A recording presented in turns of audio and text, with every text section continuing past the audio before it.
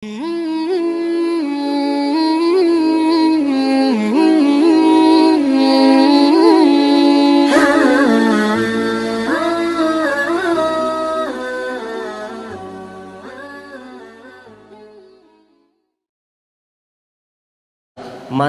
taroka waladan, orang yang meninggalkan anak lalu anak itu astaghfirullahu ba'da mautih, mendoakan kedua orang tuanya ketika orang tuanya meninggal dunia. Apa maksudnya nih Ustaz? Kita mempunyai anak, jadikanlah anak itu menjadi anak yang soleh. Kalau tak soleh tidak bisa Pak. Hanya anak yang soleh yang mau berbakti kepada kedua orang tuanya. Hanya anak yang soleh yang bisa nanti melaksanakan fardu kifayah ketika kedua orang tuanya meninggal dunia. Kalau Ustaz tanya Bapak Ibu semua, apa yang diharapkan nanti ketika datang maut menjemput kita Pak? Harta itu tidak lagi. Sekarang aja mungkin sudah berkurang keinginan kita terhadap harta, karena kita sekarang sadar mungkin sudah dekat gitu kan. Tidak ada lagi Pak. Apalagi yang kita harapkan dengan anak kita itu? Kita berharap, semua orang tua berharap dia ingin fardu kifayahnya mulai dari memandikan, mengkafani, mensalatkan sampai mengkuburkan. Orang tua ingin anaknya yang melakukannya. Itu yang mampu melakukannya itu hanyalah anak yang soleh. Kalau tak soleh tidak bisa dia Pak. Sedih kita Pak. Banyak kita temukan tuh. Ketika ada meninggal dunia, saya pernah Pak di tempat tinggal, tidak disebutkan. Mulai dari memandikan, mengkafani, menyolatkan sampai mengkuburkan. Kita Pak, ketika mensolatkan saja kita ingin anaknya, tidak mampu dia Pak. Padahal tinggi, sarjana. Lalu ketika orang tua meninggal tidak mampu. Sedih kita lihat. Jadi kita ingin masyarakat seharusnya ketika ada orang tuanya meninggal dunia, jangan ustaz-ustaz ini yang mensolatkan anaknya, karena orang tua yang meninggal ini kalau dia berbicara, dia ingin anaknya lah yang akan mensolatkannya. Jadi yang mampu melakukan itu adalah hanya anak yang soleh. Bagaimana cara mewujudkan anak yang soleh itu? Tentu banyak Pak. Di sisa waktu yang sedikit ini kita sampaikan ada 4. Secara umumnya ada 4. Yang pertama, bagi orang tua yang menginginkan anaknya menjadi anak yang soleh, yang pertama, langkah pertama yang harus dia lakukan adalah dia sebagai orang tua terlebih dahulu berusaha menjadi orang tua yang soleh. Itu pasti Pak. Sebagai orang tua dia terlebih dahulu berusaha menjadi orang tua yang soleh. Kenapa?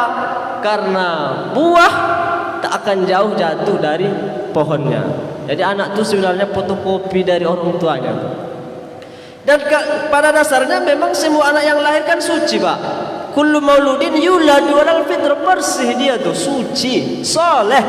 Fa abawahu, apa yang menyebabkan dia ketika besar dia menjadi Yahudi, menjadi Nasrani, menjadi Bandel, menjadi ini macam itu?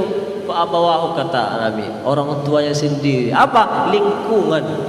Lingkungan itu besar pengaruhnya. Apalagi sekarang sangat luar biasa pengaruh dari lingkungan. Sementara lingkungan pertama yang didapatkan oleh anak yang baru lahir itu kedua orang tuanya Pak, keluarganya, saudaranya. Jadi bagaimana kesolehan anak itu tergantung kepada kesolehan kedua orang tuanya. Ya, walaupun ada kita lihat Bapak Ibu yang memuliakan Allah, Ustaz, di sana ada orang tuanya soleh, ayahnya soleh, ibunya soleh, tapi anaknya tidak soleh. Dan ada sebaliknya, orang tuanya tidak ada soleh Ustaz, ada, tapi anaknya soleh. Itu luar logika kita Pak. Itu adalah Allah Subhanahu Wa Taala, takdir Allah. Yang jelas secara real bagi kita yang nyata saja, anak yang soleh itu lahir dari orang tua yang soleh. Jadi yang pertama bagi kita sebagai orang tua, kalau kita ingin anak kita soleh, maka kita juga harus berusaha menjadi orang tua yang soleh. Minimalnya ketika di depan anak kita berusaha menjadi orang tua yang soleh. Yang kedua, agar anak kita menjadi soleh, tentu pendidikan Pak. kita ajari mereka dari kecil. Dari kecil kita didik dia. Kalau kita tidak mampu mungkin karena kesalahan kita di masa lampau, tidak rajin untuk menuntut ilmu tentang agama, kita tidak mampu mengajari anak kita. Sekarang kan mudah. Di samping rumah kita ada tuh TPA, ada rumah Quran, ada pesantren banyak sekali. Masukkan dia ke sana. Kita yang tidak mampu mendidik secara langsung, antar dia ke orang lain, atau bahkan orangnya ada orang tua ini perindu berat sama anaknya, tidak mau berpisah dia dengan anaknya. Itu memang tantangan. Itu juga bisa ustaznya yang diundang ke rumah, bisa semua Pak.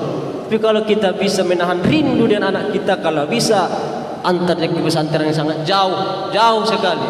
Kalau orang dulu dia mengantarkan anaknya untuk pendidikan agama, apa kata orang tuanya? Selamat berjumpa nanti di akhirat. Begitu Pak. Dulu dia antar anaknya ke pesantren, nanti kita akan berjumpa di akhirat.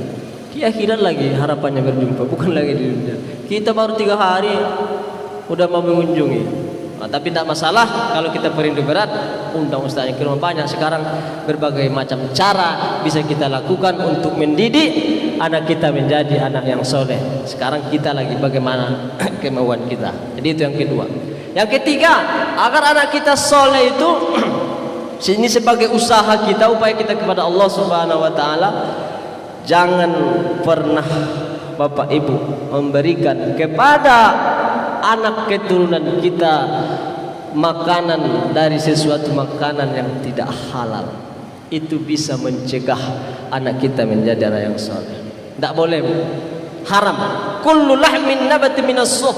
Setiap daging yang tumbuh dari sesuatu yang haram, pannaru aula bi, kata Nabi, maka nerakalah yang paling utama baginya. Kenapa?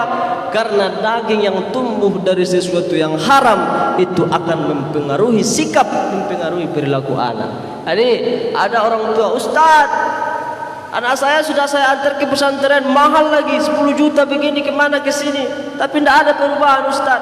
Kok begitu Ustaz? Dia ingin. Coba Bapak Ibu cek, pernahkah Bapak Ibu memberikan makanan yang tidak halal kepada anak kita? Itu mungkin bisa saja yang akan mencegahnya menjadi anak yang soleh. Jadi yang haram itu juga dua, ada haram zat, haram lizati, haram zatnya, ada haram maknawi, haram secara makna. Ayam itu halal, tapi kalau hasil dari mencuri, mengambil ayam orang lain, kita berikan kepada anak kita, itu haram maknawi namanya. Jadi baik haram lizatihi maupun haram maknawi, itu dua-duanya kalau bisa, ataupun jangan berikan itu kepada anak kita, karena anak itu bisa menghalanginya menjadi anak yang soleh. Terakhir, upaya yang harus kita lakukan agar anak kita yang soleh adalah, karena kita manusia adalah makhluk yang lemah, tentu kita berdoa kepada Allah Subhanahu wa taala agar anak kita menjadi anak yang soleh. Jadi jangan hanya anak kita disuruh agar terus berdoa kepada kedua orang tua, Rabbi firli wa liwalidayya warhamhuma kama rabbayani. Betul itu, tapi kita juga sebagai orang tua Bapak Ibu yang dimuliakan Allah Subhanahu wa taala, jangan pernah kita lupa mendoakan anak kita kepada Allah agar anak yang kita miliki itu menjadi anak yang soleh. Kita bisa mencontoh Nabi Ibrahim alaihissalam. Itu Nabi Ibrahim, Bu, belum ada tanda-tanda kehamilan dari istrinya, jauh sebelum ada tanda-tanda kehamilan, puluhan tahun lamanya beliau itu sudah berdoa kepada Allah, Rabbi habali minas solihin. Nabi belum ada tanda-tanda kehamilan, dia berdoa kepada Allah agar diberikan anak yang soleh. Kita siapa kita? Anak kita sudah ada, maka mestinya juga kita yang diberikan Allah rizki berupa anak, kita doakanlah kepada Allah Subhanahu wa taala agar anak itu menjadi anak yang soleh. Karena sekuat apapun usaha kita, tanpa bantuan dari Allah Subhanahu wa taala, itu tidak akan pernah terjadi, karena hanya Allah lah yang akan melakukan sesuatu itu. Bapak Ibu yang memuliakan Allah Subhanahu